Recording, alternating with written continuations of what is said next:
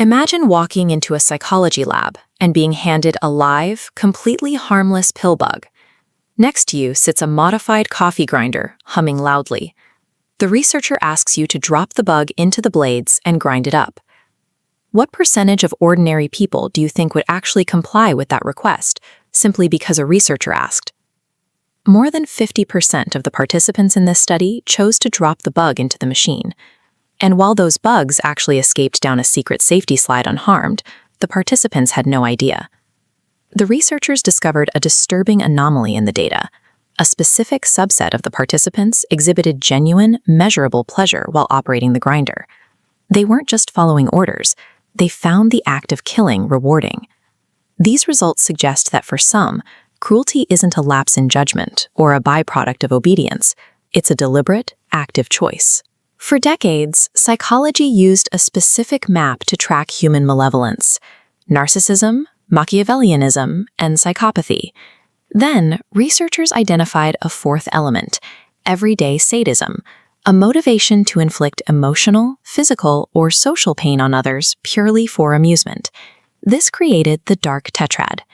This behavior operates at a massive scale online. Adolescent cyberbullying is surging across the United States, the United Kingdom, and Australia.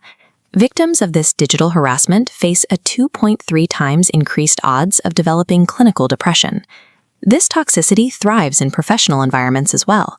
Corporate psychopaths make up roughly 1% of the workplace population, yet they are responsible for over a quarter of all workplace bullying, costing billions in lost productivity and turnover. When exploitative personalities reach positions of trust, the damage is severe.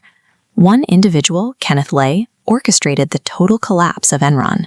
Similarly, Bernie Madoff systematically operated a $50 billion Ponzi scheme by exploiting the trust of thousands. Competitive modern hierarchies struggle to filter out these traits. Because these individuals often use charm to mask their toxicity, corporate environments frequently promote them into leadership. Isolating everyday sadism is difficult because its behaviors often overlap with traditional psychopathy. This ordered logistic regression model determined if sadism was an independent factor in the bug-killing experiments. The math accounts for cruelty severity, controlling for outside variables like phobias or gender. Even with those controls, the sadism coefficient remained statistically significant. Because this trait consistently appears as a unique, measurable factor, researchers can now build targeted screening systems to identify it. This is the Assessment of Sadistic Personality, or ASP-8. It is the primary psychometric tool used to pinpoint subclinical sadism in the real world. Researchers refined this tool by using item response theory to remove a biased question that failed to differentiate true sadistic traits from the general population. The effectiveness of these tests stems from the specific chemical loop that drives the behavior. Everyday sadists actually experience a chemical low immediately following their cruel acts. To alleviate that low, they hunt for a dopaminergic surge of pleasure. They get that spike from visible distress. They need to see tears, frustration, or angry, defensive reactions from their victims. This biological dependence is their strategic vulnerability. Because their reward system relies on your visible emotional reaction, you can intentionally bankrupt it. In behavioral psychology, the theory of extinction states that a behavior will eventually stop if the reinforcement feeding it is permanently removed. The gray rock method applies this theory to interpersonal encounters with toxic personalities. To execute this defense, you remove all visible emotion, you limit eye contact, and offer only flat, monosyllabic responses. Prepare for an extinction burst. The individual will often ramp up the cruelty to force the emotional reaction you are denying them. By holding your ground, you dry up their dopamine loop. Eventually, they will grow bored and move on to find validation elsewhere.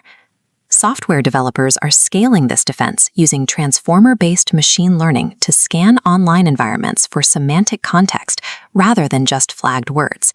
These affect-aware algorithms identify language designed to inflict emotional distress, slashing repeated digital harassment attempts by 22. If we can mathematically isolate these traits, why do our corporate hiring systems continue to reward the exact personalities that damage our organizations? In our next episode, we are going inside the neurobiology of the D factor to expose corporate hiring blind spots.